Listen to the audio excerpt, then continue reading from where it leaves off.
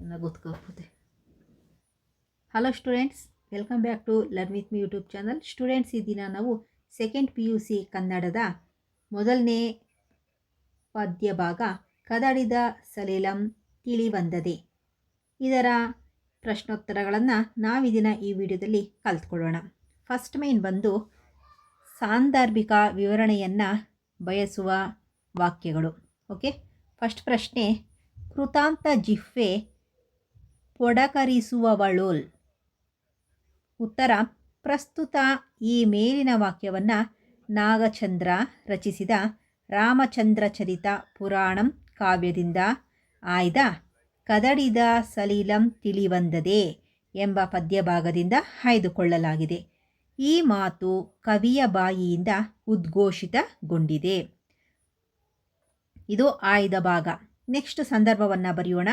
ಸಂದರ್ಭ, ಸೀತೆಗಾಗಿ ರಾಮ ರಾವಣರ ಯುದ್ಧ ಆರಂಭವಾಗಿದೆ. ರಾವಣನು ಬಹುರೂಪಿಣಿ ವಿದ್ಯೆಯನ್ನು ಸಿದ್ಧಿಸಿಕೊಂಡಾಗ ಪ್ರತ್ಯಕ್ಷಳಾದ ವಿದ್ಯಾದೇವತೆ ಆ ಸಂದರ್ಭದಲ್ಲಿ ಮಾತನಾಡುವ ರೀತಿಯನ್ನು ಕವಿ ಈ ರೀತಿ ವರ್ಣಿಸಿದ್ದಾನೆ. ಇದು ಸಂದರ್ಭ. ಇನ್ನು ನೆಕ್ಸ್ಟ್ ಸ್ವಾರಸ್ಯವನ್ನು ನೋಡೋಣ. ಸ್ವಾರಸ್ಯವನ್ನು ನೋಡೋದಾದರೆ, ಚಂಚಲ ಚಿತ್ತವಾದ ಮನಸ್ಸನ್ನು ಧ್ರುವಮಂಡಲದಂತೆ ನಿಶ್ಚಲವಾಗಿಸಿ ರಾವಣನು ದಿವ್ಯ ಮಂತ್ರಗಳಿಂದ ಪ್ರಾರ್ಥಿಸಿದಾಗ ವಿದ್ಯಾದೇವತೆ ರಾವಣನ ಎದುರು ಪ್ರತ್ಯಕ್ಷಳಾಗಿ ಮುಂಗಾರಿನ ಆರ್ಭಟದಂತೆ ಕೃತಾಂತ ಜಿಹ್ವೆ ಪೊಡಕರಿಸುವವಳ್, ಅಂದರೆ ಯಮನ ನಾಲಿಗೆಯೇ ನುಡಿಯುವಂತೆ ರಾಮ ಲಕ್ಷ್ಮಣರನ್ನು ಕೊಲ್ಲಲಾಗದು ಎಂದು ನುಡಿಯುತ್ತಾಳೆ. ಓಕೆ, ಇದು ಮೊದಲನೇ ಪ್ರಶ್ನೆಗೆ ಉತ್ತರ. ಎರಡನೇ ಪ್ರಶ್ನೆಯನ್ನು ನೋಡೋಣ. ಉಳಿದವರಲ್ಲಿ ಎನಗೇವುದೆಂ. ಇದರ ಆಯ್ದ ಭಾಗವನ್ನು ಫಸ್ಟ್ ನೋಡೋಣ. ಪ್ರಸ್ತುತ ಈ ಮೇಲಿನ ಮಾತನ್ನು ಅಭಿನವ ಪಂಪ ಎಂದು ಬಿರುದಾಂಕಿತ ನಾಗಚಂದ್ರ ಕವಿ ರಚಿಸಿದ ರಾಮಚಂದ್ರ ಚರಿತ ಪುರಾಣದ ಕದಡಿದ ಸಲೀಲಂ ತಿಳಿವಂದದೆ ಎಂಬ ಪದ್ಯಭಾಗದಿಂದ ಆಯ್ದುಕೊಳ್ಳಲಾಗಿದೆ. ಈ ಮಾತನ್ನು ರಾವಣನು ವಿದ್ಯಾದಿದೇವತೆಗೆ ಕುರಿತು ಹೇಳುವುದಾಗಿದೆ. ಯಾರು ಹೇಳಿದ್ದು? ರಾವಣ ವಿದ್ಯಾದೇವತೆಗೆ ಹೇಳಿರೋದು.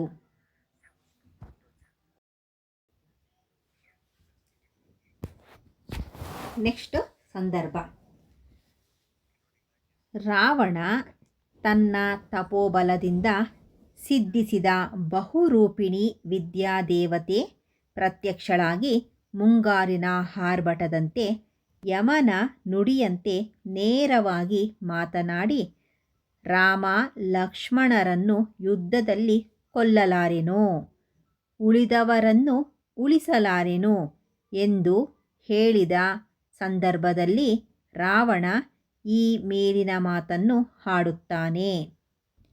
ಓಕೆ, ಇದು ಸಂದರ್ಭ ಆಯಿತು. ಈಗ ಸ್ವಾರಸ್ಯವನ್ನು ನೋಡೋಣ.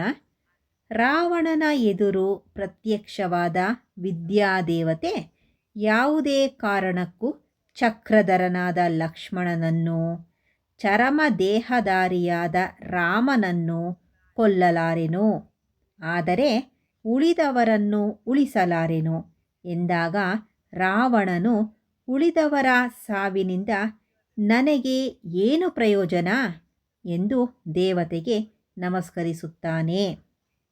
ಓಕೆ, ನೆಕ್ಸ್ಟ್ ಪ್ರಶ್ನೆ 3, ಸಮಧಿಕರಾರ್ ಜಗತ್ರ ದಯೋಳಿ ನೆನ್ನಗೆ. ಓಕೆ, ಇದಕ್ಕೆ ಉತ್ತರವನ್ನು ನೋಡೋಣ. ಈ ಮೇಲಿನ ವಾಕ್ಯವನ್ನು ಕವಿ ನಾಗಚಂದ್ರ ರಚಿಸಿದ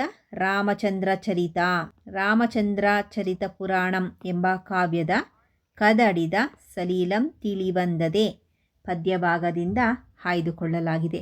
ಈ ಮಾತನ್ನು ರಾವಣ ತನ್ನನ್ನು ಕುರಿತು ತಾನೇ ಹೇಳಿಕೊಳ್ಳುವ ಮಾತಾಗಿದೆ.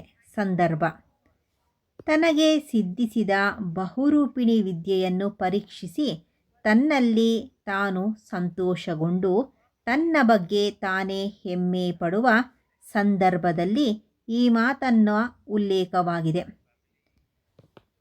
ಸ್ವಾರಸ್ಯ, ತನ್ನ ಬಹುರೂಪಿ ವಿದ್ಯಾಸಿದ್ಧಿಯಿಂದ ಹರ್ಷಗೊಂಡ ರಾವಣ, ಇನ್ನು 3 ಲೋಕದಲ್ಲಿ ನನಗೆ ಸಮಾನಾದವರು ಯಾರು? ಬರುವ ಯುದ್ಧದಲ್ಲಿ ಯಾರು ನನ್ನ ಎದುರು ನಿಲ್ಲುವವರು?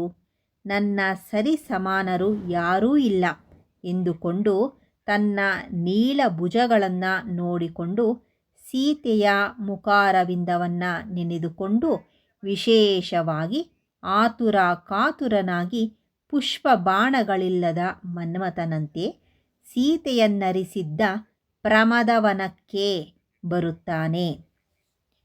ಪ್ರಶ್ನೆ 4. ಏನಂ ಕೇಳ್ದಪೆನೋ ಪೊಲ್ಲ ವಾರ್ತೆಯ ನೀನ್? ಇದಕ್ಕೆ ಉತ್ತರ, ಪ್ರಸ್ತುತ ಈ ಮೇಲಿನ ಮಾತನ್ನು ಜೈನ ಕವಿ ನಾಗಚಂದ್ರ ರಚಿಸಿದ ರಾಮಚಂದ್ರ ಚರಿತ ಪುರಾಣಂ ಕಾವ್ಯದ ಕದಡಿದ ಸಲೀಲಂ ತಿಳಿವಂದದೆ ಎಂಬ ಪದ್ಯಭಾಗದಿಂದ ಆಯ್ದುಕೊಳ್ಳಲಾಗಿದೆ.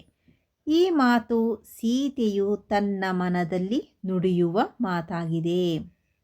ಸಂದರ್ಭ: ರಾವಣನು ತಾನು ಸಿದ್ಧಿಸಿದ ಬಹುರೂಪಿಣಿ ವಿದ್ಯೆಯನ್ನು ಸಾಧಿಸಿ ಹೆಮ್ಮೆಯಿಂದ ಸೀತೆಯನ್ನು ಒಲಿಸಿಕೊಳ್ಳಲು ಸಂತೋಷದಿಂದ ಹೂಬಾಣಗಳಿಲ್ಲದ ಮನ್ಮಥನಂತೆ ಸೀತೆಯಿದ್ದ ಪ್ರಮದವನಕ್ಕೆ ಬರುತ್ತಿರುವ ಅವನ ವೀರ ಸೌಂದರ್ಯವನ್ನು ಅಲ್ಲಿರುವ ಕಚರ ಕಾಂತೆಯರು ಅಂದರೆ ರಾಕ್ಷಸ ಪತ್ನಿಯರು, ಕಾಂತೆಯರು ಅಂದರೆ ರಾಕ್ಷಸ ಪತ್ನಿಯರು ಅಂತ ಹೇಳಿ ಅರ್ಥ. ಈ ಕಚರ ಕಾಂತೆಯರು ಸೀತೆಗೆ ತೋರಿಸಿದಾಗ ಸೀತೆ ತನ್ನ ಮನದಲ್ಲಿ ತಾನಾಡಿಕೊಂಡ ಮಾತಿದು.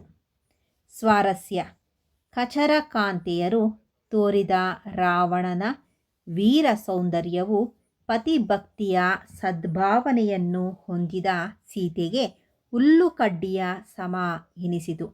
ರಾವಣನನ್ನು ಕಂಡು ಇವನು ರಾಮಲಕ್ಷ್ಮಣರ ಬಗ್ಗೆ ಯಾವ ಕೆಟ್ಟ ಸುದ್ದಿಯನ್ನು ಹೇಳಿಬಿಡುವನೋ, ನಾನು ಏನು ಕೇಳಬೇಕಾಗಿದೆಯೋ ಎಂದು ಭಯಕಂಪಿತಳಾಗಿ ತಲ್ಲಣಗೊಂಡಳು.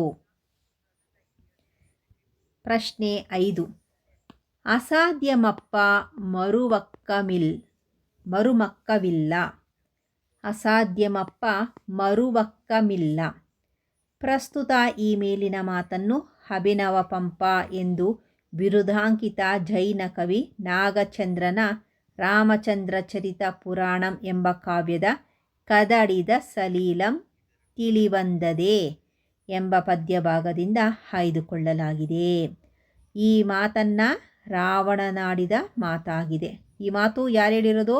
ರಾವಣ ಹೇಳಿರುವಂತಹ ಮಾತು. ಸಂದರ್ಭ ನೋಡೋಣ. ರಾವಣನು ಬಹುರೂಪಿಣಿ ವಿದ್ಯೆಯನ್ನು ಸಾಧಿಸಿಕೊಂಡು ಸೀತೆಯನ್ನು ಒಲಿಸಿಕೊಳ್ಳಲು ಬರುತ್ತಾನೆ. ಸೌಂದರ್ಯ ಲೋಲುಪನಾಗಿ ಬರುತ್ತಿರುವ ರಾವಣನನ್ನು ಕಂಡ ಸೀತೆ ರಾಮ ಲಕ್ಷ್ಮಣರ ಬಗ್ಗೆ ಯಾವ ಕೆಟ್ಟ ಸುದ್ದಿ ಕೇಳುತ್ತೇನೆಯೋ ಎಂದು ತಲ್ಲಣಗೊಂಡಾಗ ಈ ಸಂದರ್ಭದಲ್ಲಿ ಅಂದರೆ ಆ ಸಂದರ್ಭದಲ್ಲಿ ರಾವಣನು ಈ ಮೇಲಿನ ಮಾತನ್ನು ಹೇಳುತ್ತಾನೆ. ಸ್ವಾರಸ್ಯ: ಸೀತೆಯನ್ನು ಕುರಿತು ರಾವಣ, ನನಗೆ ಬಹುರೂಪಿಣಿ ವಿದ್ಯೆ ಪ್ರಾಪ್ತವಾಗಿದೆ. ಇನ್ನು ಮುಂದೆ ನನಗೆ ಅಸಾಧ್ಯವಾದುದು ಯಾವುದೂ ಇಲ್ಲ. ನಿನ್ನ ರಾಮನನ್ನು ಬಿಟ್ಟು ನನ್ನನ್ನು ಒಪ್ಪಿ ನನ್ನ ಸಾಮ್ರಾಜ್ಯದ ಸುಖವನ್ನು ಅನುಭವಿಸು ಎಂದಾಗ ರಾವಣನ ಈ ಮಾತು ಕೇಳಿ ಸೀತೆ ಜ್ಞಾನ ತಪ್ಪಿ ಮೂರ್ಛೆ ಹೋಗುತ್ತಾಳೆ. ಪ್ರಶ್ನೆ 6. ರಘುತನುಜನಾಯು ಪ್ರಾಣಂ ಬರೆಗಂ ಬಾರದಿರು. ಉತ್ತರ: ಪ್ರಸ್ತುತ ಈ ಮೇಲಿನ ಮಾತನ್ನು ಕನ್ನಡದ ಜೈನ ಕವಿ ನಾಗಚಂದ್ರನು ರಚಿಸಿದ ರಾಮಚಂದ್ರ ಚರಿತ ಪುರಾಣಂ ಕಾವ್ಯದ ಕದಡಿದ ಸಲೀಲಂ ತಿಳಿವಂದದೆ ಎಂಬ ಪದ್ಯಭಾಗದಿಂದ ಆಯ್ದುಕೊಳ್ಳಲಾಗಿದೆ. ಈ ಮಾತನ್ನು ಸೀತೆಯು ಆಡುತ್ತಾಳೆ. ಸಂದರ್ಭ: ಬಹುರೂಪಿಣಿ ವಿದ್ಯೆ ಸಿದ್ಧಿಸಿಕೊಂಡ ರಾವಣ ಸೌಂದರ್ಯ ರೂಪಿಯಾಗಿ ಸೀತೆಯ ಬಳಿ ಬಂದು, ಇನ್ನು ನನಗೆ ಅಸಾಧ್ಯವಾದುದು ಯಾವುದೂ ಇಲ್ಲ. ನೀನು ನಿನ್ನ ರಾಮನನ್ನು ಬಿಟ್ಟು ನನ್ನ ಒಪ್ಪಿಕೊಂಡು ನನ್ನ ಸಾಮ್ರಾಜ್ಯ ಸುಖವನ್ನು ಅನುಭವಿಸು ಎಂದ ಸಂದರ್ಭದಲ್ಲಿ ಸೀತೆಯು ಈ ಮೇಲಿನ ಮಾತನ್ನು ನುಡಿಯುತ್ತಾಳೆ. ಸ್ವಾರಸ್ಯ: ಸೀತೆ ರಾವಣನನ್ನು ಕುರಿತು, ಎಲೈ ರಾವಣ, ನೀನು ನನಗೆ ಕರುಣಿಸುವುದಾದರೆ ಯುದ್ಧದಲ್ಲಿ ರಘುತನುಜನ ಪ್ರಾಣದವರೆಗೂ ಹೋಗಬೇಡ, ಅಂದರೆ ಅವನನ್ನು ಕೊಲ್ಲಬೇಡ ಎಂದು ಕೇಳಿಕೊಳ್ಳುತ್ತಾ ಮೂರ್ಛಿತಳಾಗಿ ಭೂಮಿಯ ಮೇಲೆ ಬಿದ್ದು ಬಿಡುತ್ತಾಳೆ. ಪ್ರಶ್ನೆ 7. ಕದಡಿದ ಸಲಿಲಂ ತಿಳಿವಂದದೆ. ಇದು ಈ ಕಾವ್ಯ ಭಾಗದ ಹೆಸರು ಅಲ್ವಾ? ಕದಡಿದ ಸಲಿಲಂ ತಿಳಿವಂದದೆ. ಈ ಮೇಲಿನ ಮಾತನ್ನು ಕವಿ ನಾಗಚಂದ್ರ ರಚಿಸಿದ ರಾಮಚಂದ್ರ ಚರಿತ ಪುರಾಣ ಕಾವ್ಯದ ಕದಡಿದ ಸಲಿಲಂ ತಿಳಿವಂದದೆ ಎಂಬ ಪದ್ಯಭಾಗದಿಂದ ಆಯ್ದುಕೊಳ್ಳಲಾಗಿದೆ. ರಾವಣನ ತಿಳಿಯಾದ ಮನಸ್ಸನ್ನು ಕಂಡ ಕವಿಯ ಮಾತು ಇದಾಗಿದೆ. ಸಂದರ್ಭ: ಬಹುರೂಪಿಣಿ ವಿದ್ಯಾಸಿದ್ಧಿ ಪಡೆದುಕೊಂಡ ರಾವಣ ನೇರವಾಗಿ ಸೀತೆಯನ್ನು ಒಲಿಸಿಕೊಳ್ಳಲು ಬಂದಾಗ ರಾವಣನ ಕುರಿತು ಸೀತೆ, ನೀನು ಕರುಣಿಸುವುದಾದರೆ ರಾಮನನ್ನು ಕೊಲ್ಲದಿರು ಎಂದು ಹೇಳುತ್ತಾ ಮೂರ್ಛೆ ಹೋಗುತ್ತಾಳೆ. ಆಕೆಯ ದೀನಸ್ಥಿತಿಯನ್ನು ಮತ್ತು ಆಕೆಯ ಸ್ಥಿರ ಮನಸ್ಸನ್ನು ಕಂಡ ರಾವಣನ ಮನಸ್ಸು ತಿಳಿಯಾಗುವ ಸಂದರ್ಭವನ್ನು ಕವಿ ಮೇಲಿನಂತೆ ವರ್ಣಿಸುತ್ತಾನೆ. ಸ್ವಾರಸ್ಯ: ಮಾನಿನಿ ಸೀತೆಯ ದೈನ್ಯಸ್ಥಿತಿಯನ್ನು ನೋಡಿದ ರಾವಣನಿಗೆ ಆಕೆಯ ಮೇಲೆ ಅನುಕಂಪ ಹುಟ್ಟುತ್ತದೆ. ತನ್ನ ಕೈಗೊಂಡ ಕಾರ್ಯದ ತನ್ನ ನಿರ್ಧಾರದ ಬಗ್ಗೆ ತಾನೇ ಪಶ್ಚಾತ್ತಾಪ ಪಟ್ಟುಕೊಂಡು ತನ್ನ ತಾನೇ ಅಳಿದುಕೊಂಡು ಪರಿವರ್ತನೆಯಾದಾಗ ಕವಿ ಈ ಮೇಲಿನ ಮಾತನ್ನು ಉದ್ಧರಿಸುತ್ತಾನೆ. ಪ್ರಶ್ನೆ 8. ಉದಾತ್ತನೋಳ್ ಪುಟ್ಟದಲ್ತೆ ನೀಲಿರಾಗಂ. ಉತ್ತರ: ಪ್ರಸ್ತುತ ಈ ಮೇಲಿನ ಮಾತನ್ನು ಹಳೆಗನ್ನಡದ ಪ್ರಖ್ಯಾತ ಜೈನ ಕವಿ ನಾಗಚಂದ್ರ ವಿರಚಿತ ರಾಮಚಂದ್ರ ಚರಿತ ಪುರಾಣಂ ಎಂಬ ಕಾವ್ಯದ ಕದಡಿದ ಸಲಿಲಂ ತಿಳಿವಂದದೆ ಎಂಬ ಪದ್ಯಭಾಗದಿಂದ ಆಯ್ದುಕೊಳ್ಳಲಾಗಿದೆ. ಈ ಮಾತು ಕವಿ ಹೇಳಿದ ಮಾತಾಗಿದೆ. ಸಂದರ್ಭ: ಬಹುರೂಪಿಣಿ ವಿದ್ಯೆ ಸಿದ್ಧಿಯಾದ ನಂತರ ಸೀತೆಯನ್ನು ಒಲಿಸಿಕೊಳ್ಳಲು ರಾವಣ ಸೀತೆಯಿದ್ದ ಬಂದು ತನ್ನ ಇಚ್ಛೆಯನ್ನು ಪ್ರಕಟಪಡಿಸಿದಾಗ ಸೀತೆಯು ರಾವಣನಿಗೆ ಕರುಣಿಸುವುದಾದರೆ ರಾಮನನ್ನು ಕೊಲ್ಲದಿರು ಎಂದು ಹೇಳಿ ಮೂರ್ಛಿತಳಾಗಿ ಬಿದ್ದು ಬಿಡುತ್ತಾಳೆ. ಅಂದಿನ ಆಕೆಯ ದೈನ್ಯ ಸ್ಥಿತಿಯನ್ನು ನೋಡಿದ ರಾವಣನ ಮನಸ್ಸು ತಿಳಿಯಾಗುವುದನ್ನು ಕವಿ ಈ ರೀತಿ ಹೇಳುತ್ತಾನೆ. ಸ್ವಾರಸ್ಯ: ಸೀತೆಯ ದೈನ್ಯ ಸ್ಥಿತಿಯನ್ನು ಕಂಡ ರಾವಣ ತನ್ನ ಮನದ ವಿಚಾರಗಳ ಕುರಿತು ಪಶ್ಚಾತ್ತಾಪ ಪಡುತ್ತಾನೆ. ಸೀತೆಯ ಬಗ್ಗೆ ಅನುಕಂಪ ತೋರುತ್ತಾನೆ. ಕದಡಿದ ನೀರು ತನಗೆ ತಾನೇ ತಿಳಿಯಾಗುವಂತೆ ಇಲ್ಲಿ ರಾವಣನು ತನಗೆ ತಾನೇ ತಿಳಿಗೊಳ್ಳುತ್ತಾನೆ. ಸೀತೆಯ ಬಗ್ಗೆ ವೈರಾಗ್ಯ ತಾಳುತ್ತಾನೆ. ಪ್ರಶ್ನೆ 9. ಅಪೇಕ್ಷಿಸುವೆನೆ ಗುಣಹಾನಿಯನ್ನೆನ್ನ ಪಾಪದಿಂ.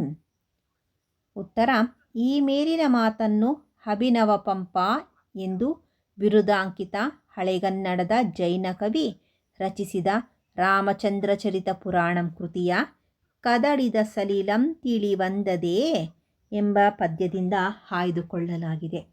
ಈ ಮಾತನ್ನು ರಾವಣ ತನ್ನ ಮಂತ್ರಿ ಪರಿಷತ್ತಿನ ಮುಂದೆ ಹೇಳುತ್ತಾನೆ.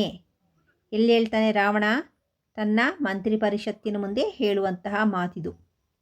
ಸಂದರ್ಭ ಯಾವುದು ಅಂದರೆ, ರಾವಣನ ವೀರ ಸೌಂದರ್ಯವನ್ನು, ಅವನ ಅಷ್ಟ ಐಶ್ವರ್ಯವನ್ನು ಹುಲ್ಲುಕಡ್ಡಿಗೆ ಸಮವಾಗಿ ಕಂಡ ಸೀತೆ ರಾಮನ ಬಗ್ಗೆ ಕೆಟ್ಟ ವಾರ್ತೆಯನ್ನು ಹೇಳಿಬಿಡುವೆನೋ ಎಂದು ತಲ್ಲಣಗೊಂಡು ರಾವಣನನ್ನು ಕುರಿತು, ನೀನು ಕರುಣಿಸುವುದಾದರೆ ರಾಮನನ್ನು ಕೊಲ್ಲದಿರು ಎಂದು ಮೂರ್ಛಿತಳಾಗುತ್ತಾಳೆ. ಸೀತೆಯ ದೈನ್ಯ ಸ್ಥಿತಿಯನ್ನು ಕಂಡ ರಾವಣ ಕದಡಿದ ನೀರು ತಿಳಿಯಾಗುವಂತೆ ಪರಿವರ್ತನೆ ಹೊಂದಿ ತನ್ನ ಮಂತ್ರಿ ಪರಿಷತ್ತಿನ ಮುಂದೆ ಈ ಮೇಲಿನಂತೆ ನುಡಿಯುತ್ತಾನೆ. ಸ್ವಾರಸ್ಯ. ಮಂತ್ರಿ ಪರಿಷತ್ತಿನ ಜನರನ್ನು ಕುರಿತು ರಾವಣ, ಸೀತೆಯು ತನ್ನ ಗುಣವನ್ನು ಪರಿಪಾಲನೆ ಮಾಡುವುದಕ್ಕಾಗಿಯೇ ದಿವ್ಯವಾದ ಬಣ್ಣಗಳನ್ನು ಒಪ್ಪದೆ ವಿದ್ಯಾಧರ ರಾಜಲಕ್ಷ್ಮಿಯನ್ನು ಹುಲ್ಲುಕಡ್ಡಿಗೆ ಸಮವಾಗಿ ಭಾವಿಸಿದಳು. ಅದೂ ಅಲ್ಲದೆ ನಾನು ಪೌರುಷದ ಪ್ರಣಯಿ, ನನ್ನ ಪಾಪದಿಂದ ಹೀಗೆ ಗುಣಹಾನಿಯನ್ನು ಬಯಸುವಿನೇ ಎನ್ನುತ್ತಾನೆ. ಕಂದರ್ಪ ವಿಮೋಹದಿಂದ ಗಲ್ಚಿದೆ. ಉತ್ತರ: ಈ ಮೇಲಿನ ಮಾತನ್ನು ಹಳೆಗನ್ನಡದ ಜೈನ ಕವಿ ನಾಗಚಂದ್ರ ರಚಿಸಿರುವ ರಾಮಚಂದ್ರ ಚರಿತ ಪುರಾಣ ಕಾವ್ಯ ಕದಡಿದ ಸಲಿಲಂ ತಿಳಿವಂದದೆ ಎಂಬ ಪದ್ಯಭಾಗದಿಂದ ಆಯ್ದುಕೊಳ್ಳಲಾಗಿದೆ. ಪ್ರಸ್ತುತ ಈ ಮಾತು ರಾವಣ ತನ್ನ ಮಂತ್ರಿ ಪರಿಷತ್ತಿನ ಜನರೆದುರಿಗೆ ಹೇಳುವ ಮಾತಾಗಿದೆ. ಸಂದರ್ಭ: ಜಾನಕಿಯ ದೈನ್ಯ ಸ್ಥಿತಿಯನ್ನು ಕಂಡು ರಾವಣನಿಗೆ ಆಕೆಯ ಬಗ್ಗೆ ಮರುಕ ಉಂಟಾಗಿ ವೈರಾಗ್ಯ ತಾಳುತ್ತಾನೆ. ಆತನ ದುಷ್ಟ ಮನಸ್ಸು ತನ್ನಿಂದ ತಾನೇ ತಿಳಿಯಾಗುತ್ತದೆ. ಅವನು ತನ್ನ ದುಡುಕಿನ ನಿರ್ಧಾರದ ಬಗ್ಗೆ ಪಶ್ಚಾತ್ತಾಪಗೊಂಡು ತನ್ನ ಮಂತ್ರಿ ಪರಿಷತ್ತಿನ ಜನರನ್ನು ಕರೆದು ತನ್ನ ತಪ್ಪಿನ ಬಗ್ಗೆ ಹೇಳಿಕೊಳ್ಳುವ ಸಂದರ್ಭದಲ್ಲಿ ಇದು ವ್ಯಕ್ತವಾಗುತ್ತದೆ. ಸ್ವಾರಸ್ಯ. ಪ್ರಾಣಪ್ರಿಯರಾದ ರಾಮ ಸೀತೆಯರನ್ನು ಕಾರಣವಿಲ್ಲದೆ ಕರ್ಮಕೈವಶನಾಗಿ ಮನ್ಮಥನ ಆಕರ್ಷಣೆಯಿಂದಲೋ, ವಿಧಿಯ ಕಾರಣವೋ ಅಥವಾ ರಾಮನೇ ನನಗೆ ಇಂತಹ ಮನಸ್ಥಿತಿಯನ್ನು ಉಂಟು ಮಾಡಿದನೋ ಅವಿವೇಕಿಯಾಗಿ ಇವರನ್ನು ಅಗಲಿಸಿದೆ. ನಾನೇ ನನ್ನ ವಂಶದ ಗೌರವ ನಾಶವಾಗುವಂತೆ ಮಾಡಿಕೊಂಡೆ ಎಂದು ರಾವಣ ಪಶ್ಚಾತ್ತಾಪದ ನುಡಿಗಳನ್ನಾಡುತ್ತಾನೆ. ಪ್ರಶ್ನೆ 11. ಮಾನಿನಿಗಿನಿತ್ತು ದುಃಖಮಂ ಪುಟ್ಟಿಸಿದೆ. ಉತ್ತರ: ಈ ಮೇಲಿನ ವಾಕ್ಯವನ್ನು ಹಳೆಗನ್ನಡದ ಖ್ಯಾತ ಜೈನ ಕವಿ ನಾಗಚಂದ್ರ ವಿರಚಿತ ರಾಮಚಂದ್ರ ಚರಿತ ಪುರಾಣಂ ಕಾವ್ಯದ ಕದಡಿದ ಸಲಿಲಂ ತಿಳಿವಂದದೆ ಎಂಬ ಪದ್ಯದಿಂದ ಆಯ್ದುಕೊಳ್ಳಲಾಗಿದೆ. ರಾವಣನು ಪಶ್ಚಾತ್ತಾಪದಿಂದ ತನ್ನ ತಪ್ಪಿನಿಂದ ಆದ ಪ್ರಮಾದದ ಬಗ್ಗೆ ಹೇಳುವ ಮಾತಿದು. ಸಂದರ್ಭ: ಮೂರ್ಛೆ ಹೋಗಿ ಬಿದ್ದ ಸೀತೆಯ ದೀನಸ್ಥಿತಿಯನ್ನು ಕಂಡ ರಾವಣ ಅವಳ ಬಗ್ಗೆ ಕನಿಕರ ತಾಳಿ ತನ್ನ ತಪ್ಪಿನ ಅರಿವಾಗಿ ಕದಡಿದ ಮನಸ್ಸು ತಿಳಿಯಾಗಿ ತನ್ನ ಮಂತ್ರಿ ಪರಿಷತ್ತಿನ ಜನರ ಮುಂದೆ ಹೇಳುವ ಮಾತಿದು. ಸ್ವಾರಸ್ಯ. ಪ್ರಾಣಪ್ರಿಯರಾದ ಇವರನ್ನು ಕಾರಣವಿಲ್ಲದೆಯೇ ವಿನಾಶ ಬುದ್ಧಿಯಿಂದ ಅವಿವೇಕಿಯಾಗಿ ಅಗಲಿಸಿದೆನು. ಕಾಮ ವ್ಯಾಮೋಹದಿಂದ ಅಪಕೀರ್ತಿಯ ನಗಾರಿಯ ಧ್ವನಿಯು ದಿಗಂತದವರೆಗೂ ವ್ಯಾಪಿಸಿದ್ದರೂ ಸೀತೆಯನ್ನು ರಾಮನಿಂದ ಅಗಲಿಸಿ ತಂದು ಮಾನಿನಿಗೆ ಇಷ್ಟೊಂದು ದುಃಖವನ್ನುಂಟು ಮಾಡಿದೆನು ಎಂದು ರಾವಣ ಪಶ್ಚಾತ್ತಾಪ ಪಡುತ್ತಾನೆ. ಪ್ರಶ್ನೆ 12. ರಣಾಗ್ರದೋಳ್ ಪಿಡಿದು ತಂದಂ ಕೊಟ್ಟಪ್ಪೆಂ. ಉತ್ತರ: ಪ್ರಸ್ತುತ ಈ ಮೇಲಿನ ವಾಕ್ಯವನ್ನು ಅಭಿನವ ಪಂಪ ಎಂದು ಬಿರುದಾಂಕಿತ ಹಳೆಗನ್ನಡದ ಜೈನ ಕವಿ ನಾಗಚಂದ್ರನು ರಚಿಸಿದ ರಾಮಚಂದ್ರ ಚರಿತ ಪುರಾಣಂ ಎಂಬ ಕಾವ್ಯದ ಕದಡಿದ ಸಲಿಲಂ ತಿಳಿವಂದದೆ ಎಂಬ ಪದ್ಯದಿಂದ ಆಯ್ದುಕೊಳ್ಳಲಾಗಿದೆ. ಇದು ರಾವಣನ ಸ್ವಗತ ಮಾತಾಗಿದೆ. ಸಂದರ್ಭ: ಸೀತೆಯ ಮನೋನಿಶ್ಚಲತೆ, ಆಕೆಯ ದೀನಸ್ಥಿತಿ, ರಾಮನ ಮೇಲಿನ ಪ್ರೇಮ ಇವುಗಳನ್ನು ಕಂಡ ರಾವಣನ ಮನಸ್ಸು ಕದಡಿದ ನೀರು ತಿಳಿಯಾಗುವಂತೆ ತನಗೆ ತಾನೇ ತಿಳಿಯಾಗುತ್ತದೆ. ಪಶ್ಚಾತ್ತಾಪಗೊಂಡ ರಾವಣ ತನ್ನ ಮಂತ್ರಿ ಪರಿಷತ್ ಎದುರು ತನ್ನ ತಪ್ಪಿನ ಉದ್ವೇಗವನ್ನು ಹೇಳಿಕೊಂಡು ತನ್ನಷ್ಟಕ್ಕೆ ತಾನೇ ಹೇಳಿಕೊಳ್ಳುವ ಮಾತು ಇದಾಗಿದೆ. ಸ್ವಾರಸ್ಯ. ಸೀತೆಯನ್ನು ಈಗಲೇ ಕರೆದುಕೊಂಡು ಹೋಗಿ ರಾಮನಿಗೆ ಒಪ್ಪಿಸಿದರೆ ನನ್ನ ಪರಾಕ್ರಮವು, ಧೈರ್ಯವು, ಶೌರ್ಯವು, ಖ್ಯಾತಿಯು ನಾಶವಾಗಿ ಹೋಗುತ್ತದೆ. ಹಾಗಾಗಬಾರದೆಂದರೆ ಯುದ್ಧದಲ್ಲಿ ಎರಡು ಕಡೆಯ ನನ್ನ ಬಾಹುಬಲವನ್ನು ಹೊಗಳುವಂತೆ ಹೋರಾಡಿ ಕೊನೆಗೆ ರಾಮ ಲಕ್ಷ್ಮಣರನ್ನು ರಥಹೀನರನ್ನಾಗಿ ಮಾಡಿ ಹಿಡಿದು ತಂದು ನಾನೇ ಸೀತೆಯನ್ನು ಒಪ್ಪಿಸುತ್ತೇನೆ ಎನ್ನುವ ಸ್ವಾರಸ್ಯ ಇಲ್ಲಿ ಅಡಗಿದೆ. ಇವಿಷ್ಟು ಕೂಡ ಸಂದರ್ಭ ಸಹಿತ ಸ್ವಾರಸ್ಯವನ್ನು ವಿವರಿಸುವಂಥ ಪ್ರಶ್ನೋತ್ತರಗಳು. ಈಗ ನಾವು ನೋಡುವಂಥದ್ದು 1 ಅಂಕದ ಪ್ರಶ್ನೆಗಳು, ಅಂದರೆ 1 ಮಾರ್ಕ್ ಕ್ವಶನ್ಸ್ಗಳು. ಇವನ್ನು ಒಂದು ವಾಕ್ಯದಲ್ಲಿ ಉತ್ತರಿಸಬೇಕಾಗುತ್ತೆ. ಆಯಿತಾ? ಪ್ರಶ್ನೆ 1, ರಾಮನು ಯಾವ ರೀತಿ ಚಲಿಸದೇ ಇದ್ದನು? ಪ್ರಶ್ನೆ 1, ರಾವಣನು ಯಾವ ರೀತಿ ಚಲಿಸದೇ ಇದ್ದನು? ಉತ್ತರ: ರಾವಣನು ಧ್ರುವಮಂಡಲದಂತೆ ಚಲಿಸದೇ ಇದ್ದನು. ಪ್ರಶ್ನೆ 2, ರಾವಣನ ಎದುರು ಪ್ರತ್ಯಕ್ಷವಾದ ವಿದ್ಯಾಧಿದೇವತೆ ಯಾವುದು? ಉತ್ತರ: ರಾವಣನ ಎದುರು ಪ್ರತ್ಯಕ್ಷವಾದ ವಿದ್ಯಾದೇವತೆ ಬಹುರೂಪಿಣಿ ವಿದ್ಯಾದೇವತೆ. ಓಕೆ, ರಾವಣನ ಎದುರು ಪ್ರತ್ಯಕ್ಷವಾದ ದೇವತೆ ಬಹುರೂಪಿಣಿ ವಿದ್ಯಾದೇವತೆ. ಪ್ರಶ್ನೆ 3, ಯಾರನ್ನು ಕೊಲ್ಲುವುದಿಲ್ಲವೆಂದು ವಿದ್ಯಾದೇವತೆ ಹೇಳಿತು? ಚಕ್ರಧರನಾದ ಲಕ್ಷ್ಮಣ ಚರಮದೇಹಧಾರಿಯಾದ ರಾಮನನ್ನು ಕೊಲ್ಲುವುದಿಲ್ಲವೆಂದು ವಿದ್ಯಾದೇವತೆ ಹೇಳಿತು. ಮಯ ತನುಜೆ ಎಂದರೆ ಯಾರು? ಮಯನ ತನುಜೆ ಅಂದರೆ ಯಾರು? ಮಗಳು. ಯಾರು? ಮಯ ತನುಜೆ ಎಂದರೆ ಮಂಡೋದರಿ. ಮಯನ ಮಗಳು ಮಂಡೋದರಿ. ಓಕೆ, ನೆಕ್ಸ್ಟ್ 5ನೇ ಪ್ರಶ್ನೆ, ರಾವಣನು ಮಹಾಪೂಜೆಯನ್ನು ಎಲ್ಲಿ ಸಲ್ಲಿಸಿದನು? ರಾವಣನು ಶಾಂತಿ ಜಿನಭವನದಲ್ಲಿ ಮಹಾಪೂಜೆಯನ್ನು ಸಲ್ಲಿಸಿದನು. ಪ್ರಶ್ನೆ 6, ಸೀತೆಯನ್ನು ರಾವಣ ಎಲ್ಲಿರಿಸಿದ್ದನು? ಸೀತೆಯನ್ನು ರಾವಣ ಪ್ರಮದ ಎಂಬ ವನದಲ್ಲಿರಿಸಿದ್ದನು. ಪ್ರಶ್ನೆ 7, ರಾವಣನ ಆಗಮನವನ್ನು ಸೀತೆಗೆ ತೋರಿದವರು ಯಾರು? ರಾವಣನ ಆಗಮನವನ್ನು ಸೀತೆಗೆ ಕಚರಕಾಂತೆಯರು ತೋರಿದರು.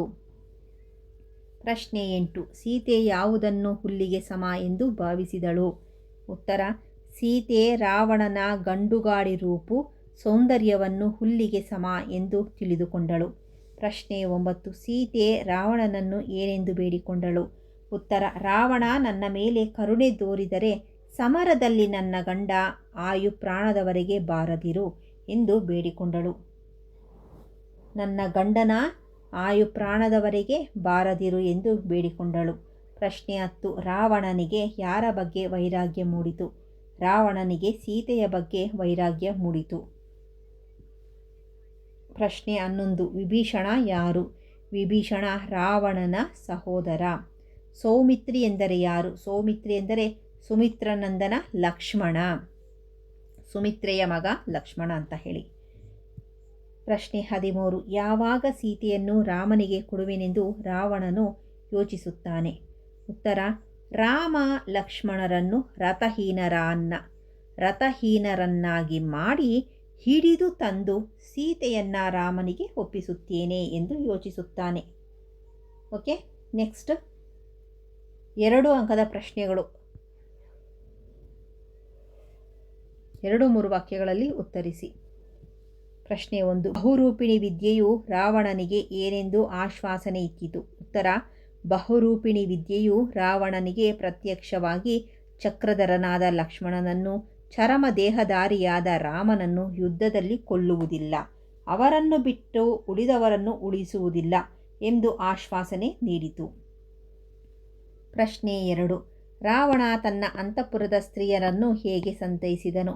ಉತ್ತರ: ಅಂತಃಪುರದ ಸ್ತ್ರೀಯರ ಬಾಡಿದ ಮುಖಗಳನ್ನು ಕಂಡ ರಾವಣ ನಿಮಗೆ ಇಷ್ಟೊಂದು ಅವಮಾನ ಮಾಡಿದ ಅಂಗದಾದಿಗಳನ್ನು ಕೇವಲ ಹುಬ್ಬುಗಂಟಿಕ್ಕಿಯೇ ಎಳೆದು ತಂದು ನಿಮ್ಮ ಮುಂದೆ ಬಹುಪ್ರಕಾರವಾಗಿ ಅವಮಾನ ಮಾಡುತ್ತೇನೆ ಎಂದು ಹೇಳಿ ಸಂತೈಸಿದನು.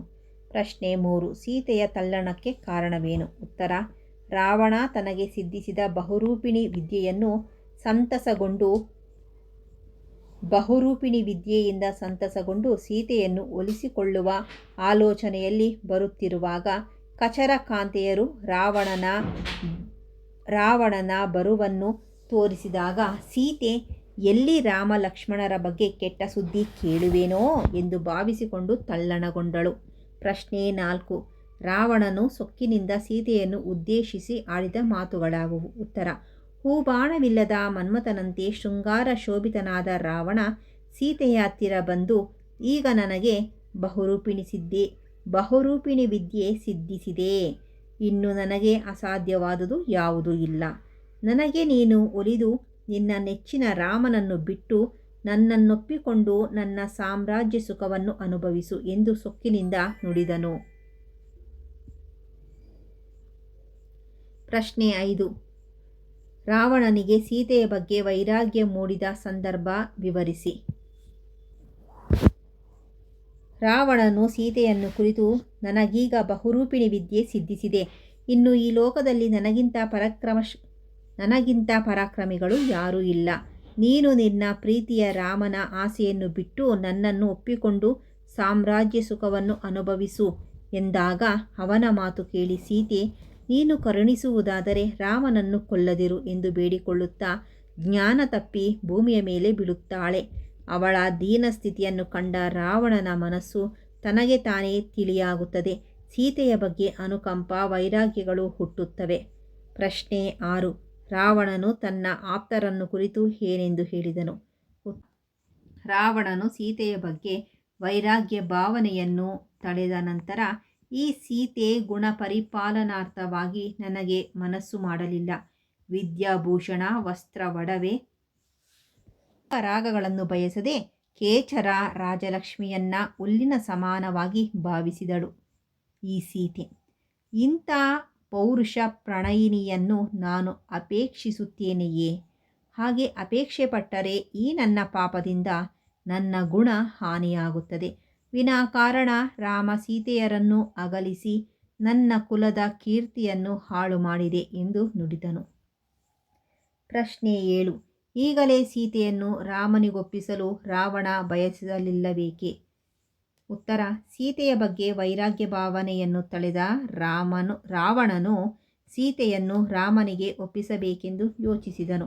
ಈಗಲೇ ಸೀತೆಯನ್ನು ರಾಮನಿಗೆ ಒಪ್ಪಿಸಿಬಿಟ್ಟರೆ ನನ್ನ ಪರಾಕ್ರಮ, ಶೌರ್ಯ, ವೀರ ಬಿರುದುಗಳು ನಾಶವಾಗಿ ಹೋಗುತ್ತವೆ ಎಂದು ಯೋಚಿಸಿದ ರಾವಣನು ಈಗಲೇ ರಾಮನಿಗೊಪ್ಪಿಸಲು ಮನಸ್ಸು ಮಾಡಲಿಲ್ಲ. ಪ್ರಶ್ನೆ 8. ರಾವಣನು ಅಂತಿಮವಾಗಿ ಯಾವ ನಿರ್ಧಾರಕ್ಕೆ ಬರುತ್ತಾನೆ? ಉತ್ತರ. ಸೀತೆಯನ್ನು ಈಗಲೇ ಹೋಗಿ ರಾಮನಿಗೆ ಒಪ್ಪಿಸಿದರೆ ನನ್ನ ಖ್ಯಾತಿ ಕೀರ್ತಿ ನಾಶವಾಗುತ್ತದೆ. ಕಾರಣ, ಯುದ್ಧದಲ್ಲಿ 2 ಕಡೆ ಸೈನ್ಯ ಹೊಗಳುವಂತೆ ಹೋರಾಡಿ ರಾಮ ಲಕ್ಷ್ಮಣರನ್ನು ರಥಹೀನರನ್ನಾಗಿಸಿ ಹಿಡಿದು ತಂದು ಆಗ ಅವರಿಗೆ ಸೀತೆಯನ್ನು ಒಪ್ಪಿಸುತ್ತೇನೆ ಎಂದು ಅಂತಿಮವಾಗಿ ನಿರ್ಧಾರ ಮಾಡುತ್ತಾನೆ. ನೆಕ್ಸ್ಟ್ 4 ಅಂಕದ ಪ್ರಶ್ನೆಗಳು, ಅಂದರೆ 5-6 ವಾಕ್ಯಗಳಲ್ಲಿ ಉತ್ತರಿಸುವಂಥ ಪ್ರಶ್ನೋತ್ತರಗಳು. ಪ್ರಶ್ನೆ 1. ರಾವಣನು ಬಹುರೂಪಿಣಿ ವಿದ್ಯೆಯನ್ನು ಒಲಿಸಿಕೊಂಡ ಸಂದರ್ಭವನ್ನು ವಿವರಿಸಿ ಬರೆಯಿರಿ. ಉತ್ತರ. ಮೂಲತಃ ಉತ್ತಮ ವ್ಯಕ್ತಿತ್ವವನ್ನು ಹೊಂದಿದ್ದ ರಾವಣ ವಿಧಿಯ ಆಟದಂತೆ ಸೀತೆಯಲ್ಲಿ ಮೋಹಿತನಾಗಿ ಆಕೆಯನ್ನು ಅಪಹರಿಸುತ್ತಾನೆ. ಮುಂದೆ ರಾಮನ ಸೈನ್ಯ ಲಂಕೆಯನ್ನು ಮುತ್ತುತ್ತದೆ. ಯುದ್ಧದ ವಿಜಯಕ್ಕಾಗಿ ರಾವಣ ಬಹುರೂಪಿಣಿ ವಿದ್ಯೆಯನ್ನು ಸಾಧಿಸಲು ಜೀನ ಆಲಯದಲ್ಲಿ ಅನನ್ಯ ಭಕ್ತಿಯಿಂದ ಮನಸ್ಸನ್ನು ನಿಗ್ರಹಿಸಿ ಧ್ರುವಮಂಡಲದಂತೆ ಚಲಿಸದೆ ದಿವ್ಯ ಮಂತ್ರಗಳಿಂದ ವಿದ್ಯೆಯನ್ನು ಸಿದ್ಧಿಸಿಕೊಳ್ಳುತ್ತಾನೆ.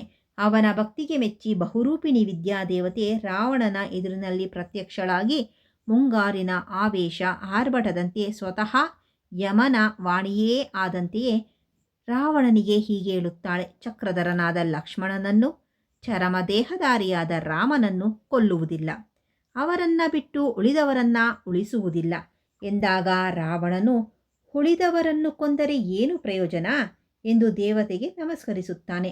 ನಂತರ ಜಿನದೇವಾಲಯವನ್ನು 3 ಬಾರಿ ಪ್ರದಕ್ಷಿಣೆ ಮಾಡಿ ತನ್ನ ಅಂತಃಪುರಕ್ಕೆ ಬಂದು ಮಂಡೋದರಿ ಮತ್ತು ಅಲ್ಲಿರುವ ಇತರ ಸ್ತ್ರೀಯರ ಬಾಡಿದ ಮುಖಗಳನ್ನು ನೋಡಿ ಏಟು ತಿಂದ ಸಿಂಹದಂತೆ ಗರ್ಜಿಸಿ, ನಿಮಗೆ ನೋವುಂಟು ಮಾಡಿದವರನ್ನು ಹಿಡಿದು ನಿಮ್ಮ ಮುಂದೆ ತರುತ್ತೇನೆ ಎಂದು ಸಂತೈಸುತ್ತಾನೆ. ನಂತರ ಪೂಜೆಯನ್ನು ಮುಗಿಸಿ ಆಹಾರವನ್ನು ಸ್ವೀಕರಿಸಿ ನಂತರ ಮತ್ತೊಮ್ಮೆ ಬಹುರೂಪಿಣಿ ವಿದ್ಯೆಯನ್ನು ಪರೀಕ್ಷಿಸಿಕೊಂಡು ಸಂತೋಷ ಪಡುತ್ತಾನೆ. ಪ್ರಶ್ನೆ 2. ಪ್ರಮದವನದಲ್ಲಿ ರಾವಣ ಸೀತೆಯರ ನಡುವೆ ನಡೆದ ಸಂಭಾಷಣೆಯನ್ನು ವಿವರಿಸಿ. ಉತ್ತರ. ರಾವಣ ಬಹುರೂಪಿಣಿ ವಿದ್ಯೆಯನ್ನು ಸಿದ್ಧಿಸಿಕೊಂಡು ಅಹಂ ಸಂತೋಷದಿಂದ ಸೀತೆಯ ಮುಖಾರವಿಂದವನ್ನು ನೆನೆದು ಆಕೆಯನ್ನು ಒಲಿಸಿಕೊಳ್ಳಲು ಹೂಬಾಣವಿಲ್ಲದ ಮನ್ಮಥನಂತೆ ಸೌಂದರ್ಯಯುತನಾಗಿ ಪ್ರಮದವನಕ್ಕೆ ಬರುತ್ತಾನೆ. ಹಾಗೆ ಬರುವಾಗ ಅವನ ವೀರ ಸೌಂದರ್ಯವನ್ನು ಕಚರಕಾಂತೆಯರು ಸೀತೆಗೆ ತೋರಿಸುತ್ತಾರೆ. ಸಹಧರ್ಮಿಣಿಯಾದ ಸೀತೆ ಅವನ ಸೌಂದರ್ಯವನ್ನು ಹುಲ್ಲಿನ ಕಡ್ಡಿಗೆ ಸಮ ಎನ್ನುತ್ತಾಳೆ. ರಾವಣ ರಾಮ ಲಕ್ಷ್ಮಣರ ಬಗ್ಗೆ ಯಾವ ಕೆಟ್ಟ ಸುದ್ದಿಯನ್ನು ತಂದಿದ್ದಾನೆಯೋ ಎಂದು ತಲ್ಲಣಗೊಳ್ಳುವಳು. ಸೀತೆಯ ಬಳಿ ಬಂದ ರಾವಣ ಸೀತೆಯನ್ನು ಕುರಿತು, ನನಗೆ ಈಗ ಬಹುರೂಪಿಣಿ ವಿದ್ಯೆ ಸಿದ್ಧಿಯಾಗಿದೆ. ನನ್ನ ಪರಾಕ್ರಮಕ್ಕೆ ಈ 3 ಲೋಕದಲ್ಲಿ ಸಮಾನರು ಯಾರೂ ಇಲ್ಲ. ನೀನು ನಿನ್ನ ನೆಚ್ಚಿನ ರಾಮನನ್ನ ಬಿಟ್ಟು ನನ್ನನ್ನು ಒಪ್ಪಿಕೊಂಡು ನನ್ನ ಸಾಮ್ರಾಜ್ಯ ಸುಖವನ್ನು ಅನುಭವಿಸು ಎನ್ನುತ್ತಾನೆ. ಆಗ ದುಗುಡಗೊಂಡ ಸೀತೆ, ನೀನು ಕರುಣಿಸುವುದಾದರೆ ಯುದ್ಧದಲ್ಲಿ ರಾಮನ ಪ್ರಾಣದವರೆಗೂ ಹೋಗದಿರು ಎಂದು ಬೇಡಿಕೊಳ್ಳುತ್ತಾ ಮೂರ್ಛಿತಳಾಗಿ ಭೂಮಿಯ ಮೇಲೆ ಬಿದ್ದು ಬಿಡುತ್ತಾಳೆ. ಆಗ ಸೀತೆಯ ದೈನ್ಯ ಸ್ಥಿತಿ ಕಂಡು ರಾವಣನಿಗೆ ಅವಳ ಬಗ್ಗೆ ಮನಸ್ಸಿನಲ್ಲಿ ವೈರಾಗ್ಯ ಹುಟ್ಟುತ್ತದೆ. ಪ್ರಶ್ನೆ 3. ರಾವಣನ ಮನಪರಿವರ್ತನೆಯ ಸಂದರ್ಭವನ್ನು ಕವಿ ಹೇಗೆ ಚಿತ್ರಿಸಿದ್ದಾನೆ ವಿವರಿಸಿ. ಉತ್ತರ. ರಾವಣನು ಬಹುರೂಪಿಣಿ ವಿದ್ಯೆಯನ್ನು ಸಾಧಿಸಿಕೊಂಡು ಮನದಲ್ಲಿ ಅಹಂ ಸಂತೋಷದಿಂದ ಇನ್ನು ಯುದ್ಧದಲ್ಲಿ ರಾಮ ಲಕ್ಷ್ಮಣರು ಸೋತಂತೆಯೇ ಎಂದು ಹೆಮ್ಮೆಯಿಂದ ಸೀತೆಯ ಮುಖಾರವಿಂದವನ ನೆನೆಸಿಕೊಂಡು ಸೀತೆ ಇದ್ದ ಪ್ರಮದವನಕ್ಕೆ ಬರುತ್ತಾನೆ. ಸೀತೆಯ ಮುಂದೆ ನಿಂತು, ನಾನೀಗ 3 ಲೋಕದಲ್ಲಿ ಪರಾಕ್ರಮಿ, ನನಗೆ ಬಹುರೂಪಿಣಿ ವಿದ್ಯೆ ಸಿದ್ಧಿಸಿದೆ, ನನ್ನನ್ನು ಗೆಲ್ಲುವವರು ಯಾರೂ ಇಲ್ಲ, ನನ್ನಂತಹ ವೀರರು ಶ್ರೇಷ್ಠರು ಯಾರೂ ಇಲ್ಲ. ನೀನು ನಿನ್ನ ಪ್ರೀತಿಯ ರಾಮನ ಆಸೆಯನ್ನು ಬಿಟ್ಟು ನನ್ನನ್ನು ಒಪ್ಪಿಕೊಂಡು ನನ್ನ ಸಾಮ್ರಾಜ್ಯ ಸುಖವನ್ನು ಅನುಭವಿಸು ಎಂದು ನುಡಿಯುತ್ತಾನೆ.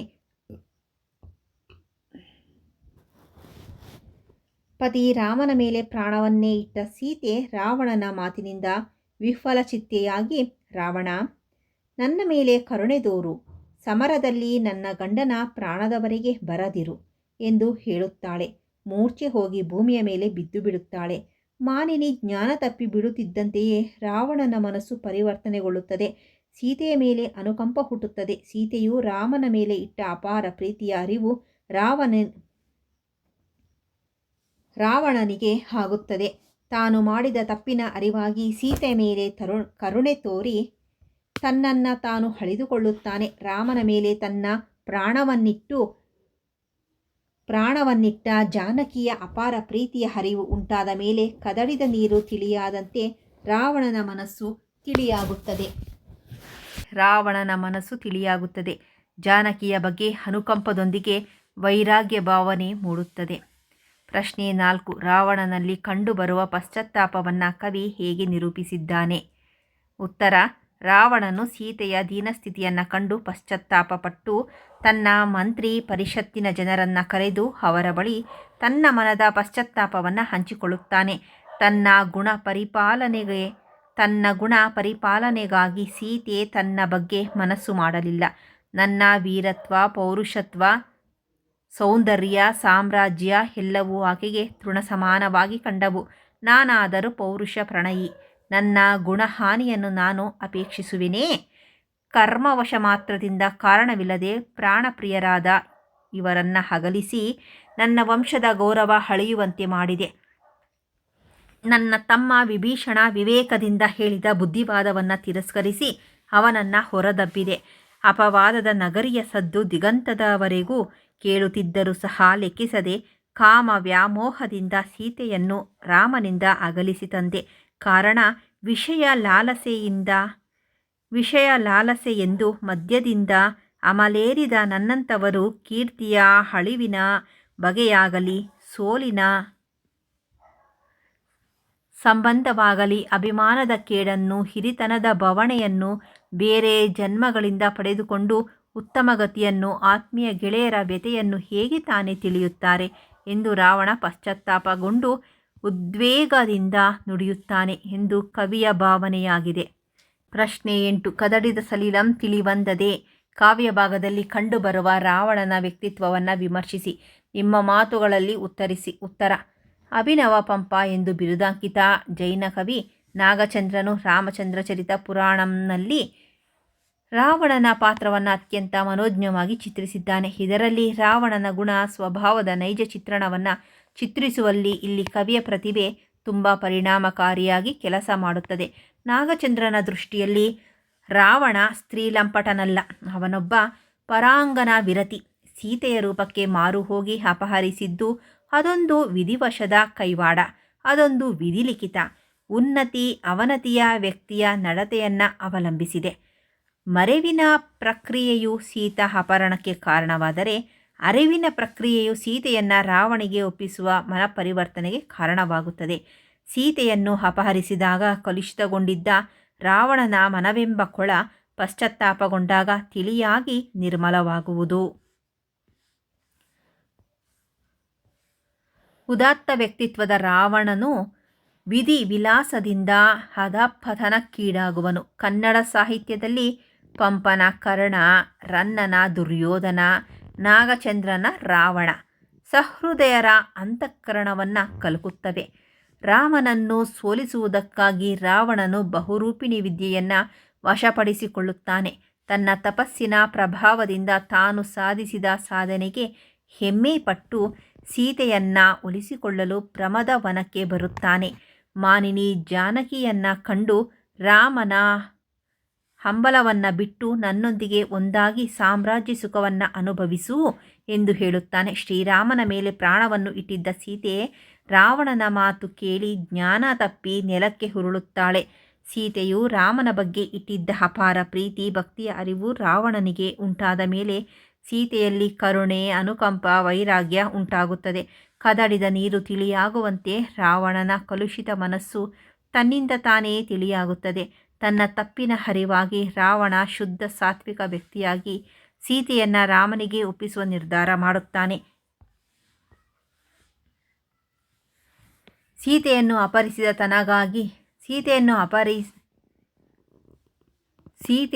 ಅಪಹರಿಸಿದ ತಪ್ಪಿಗಾಗಿ ಪಶ್ಚಾತ್ತಾಪ ಪಡುತ್ತಾನೆ. ಈ ಕಾವ್ಯದಲ್ಲಿ ನಾಗಚಂದ್ರನು ರಾವಣನ ಮನಪರಿವರ್ತನೆಯ ಸಂದರ್ಭವನ್ನು ಬಹು ಸೊಗಸಾಗಿ ಚಿತ್ರಿಸಿದ್ದಾನೆ. ಅಭ್ಯಾಸ: ಈ ಕೆಳಗಿನ ಪದಗಳ ನಾನಾರ್ಥವನ್ನು ಬರೆಯಿರಿ. ಸೂಳ್ಕರ, ರಾಗ, ಕಳೆ, ಬಗೆ, ದೊರೆ, ಗಂಡ. ಸೂಳ್ ಎಂದರೆ ಸರದಿ, ಸಮಯ ಅಂತ ಹೇಳಿ ಅರ್ಥ. ಕರ ಅಂದರೆ ಕೈ ಇಲ್ಲ ತೆರಿಗೆ ಅಂತ ಹೇಳಿ ಅರ್ಥ ಬರುತ್ತೆ. ರಾಗ ಅಂದರೆ ಬಣ್ಣ ಇಲ್ಲ ಪ್ರೀತಿ ಅಂತ ಹೇಳಿ ಅರ್ಥ. ಬಗೆ ಅಂದರೆ ಯೋಚಿಸು, ಅಪೇಕ್ಷಿಸು ಅಂತ ಹೇಳಿ ಅರ್ಥ ಬರುತ್ತೆ. ನೆಕ್ಸ್ಟು ದೊರೆ ಅಂದರೆ ಅರಸ, ರಾಜ ಇಲ್ಲ ಸಿಗುವುದು. ಗಂಡ ವೀರ, ಯಜಮಾನ, ಪತಿ. ನಾನಾರ್ಥ ಅಂದರೆ ಏನು? ಒಂದೇ ಪದಕ್ಕೆ ಬೇರೆ ಬೇರೆ ಅರ್ಥಗಳು. ಓಕೆ. ನೆಕ್ಸ್ಟ್ ಮೈನ್ ತತ್ಸಮ ರೂಪವನ್ನು ಬರೆಯಿರಿ. ಜಸ, ಬನ್ನ, ಬೀರ, ಮೊಗ, ಪರಿಕಿಸು. ಓಕೆ. ಜಸಗೆ ತತ್ಸಮ ರೂಪ ಯಶ, ಬನ್ನಗೆ ಬವಣೆ, ಬೀರ ವೀರ, ಮೊಗ ಮುಖ, ಪರಿಕಿಸು ಪರೀಕ್ಷಿಸು. ಓಕೆ. ನೆಕ್ಸ್ಟ್ ಈ ಪದಗಳಿಗೆ ಎರಡೆರಡು ಸಮಾನಾರ್ಥಕ ಪದಗಳನ್ನು ಬರೀರಿ. ಪ್ರಮೋದ, ಸಲೀಲ, ವಕ್ರ, ನೀಲಿರಾಗ, ಪರಾಭವ, ಕಡುಪು, ಆನನ. ಪ್ರಮಾದ ಅಂದರೆ ಸಂತಸ, ಹರುಷ ಅಂತ ಹೇಳಿ. ಸಲೀಲ ಅಂದರೆ ನೀರು ಇಲ್ಲ ಜಲ ಅಂತ ಹೇಳಿ ಅರ್ಥ. ವಕ್ತ ಅಂದರೆ ಮುಖ. ನೀಲಿರಾಗ ಅಂದರೆ ವಿಶಾಲ ಪ್ರೀತಿ, ಸ್ಥಿರವಾದ. ಪರಾಭವ ಅಂದರೆ ಸೋಲು, ಪರಾಜಿತ. ಕಡುಪು ಅಂದರೆ ಉಗ್ರತೆ, ದರ್ಪ. ಆನನ ಅಂದರೆ ಮುಖ ಇಲ್ಲ ಬಾಯಿ ಅಂತ ಹೇಳಿ ಅರ್ಥ. ನೆಕ್ಸ್ಟು ಕೇಚರ ಮತ್ತು ಕಚರ ಪದಗಳ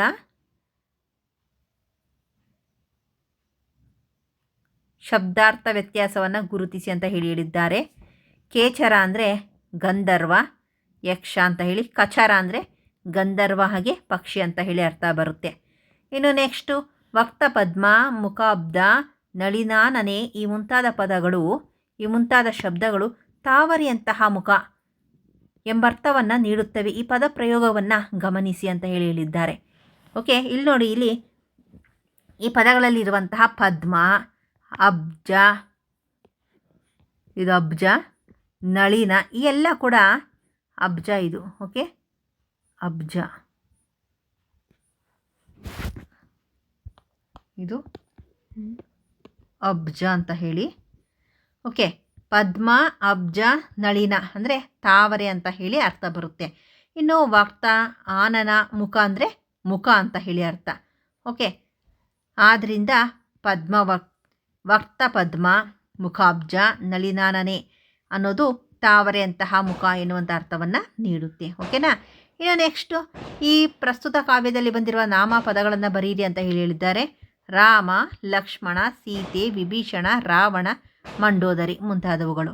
ಓಕೆ, ನೆಕ್ಸ್ಟು ಉದಾತ್ತನೋಳ್ ಪುಟ್ಟದಲ್ತೆ ನೀಲಿರಾಗಂ ಎಂಬ ಮಾತು ಪ್ರಸ್ತುತ ಕಾವ್ಯಭಾಗದಲ್ಲಿ ರಾವಣನನ್ನು ಉದ್ದೇಶಿಸಿ ಇರುವುದಾದರೂ ಅದು ಯಾರು ಬೇಕಾದರೂ ಅನ್ವಯಿಸುವ ವಿಶಿಷ್ಟ ಮತ್ತು ಸಾಧಾರಣ ಅರ್ಥದಲ್ಲಿ ಬಳಕೆಯಾಗಿರುವುದನ್ನು ಗಮನಿಸಿ. ಇದನ್ನು ಅರ್ಥನ್ಯಾಸ ಅಲಂಕಾರ ಅಂತ ಹೇಳಿ ಕರೀತಾರೆ. ಆಯಿತಾ? ವಿಮರ್ಶಕರು ನಾಗಚಂದ್ರನನ್ನು ಅರ್ಥಾಂತರನ್ಯಾಸ ಪ್ರಿಯ ಅಂತ ಹೇಳಿದ್ದಾರೆ.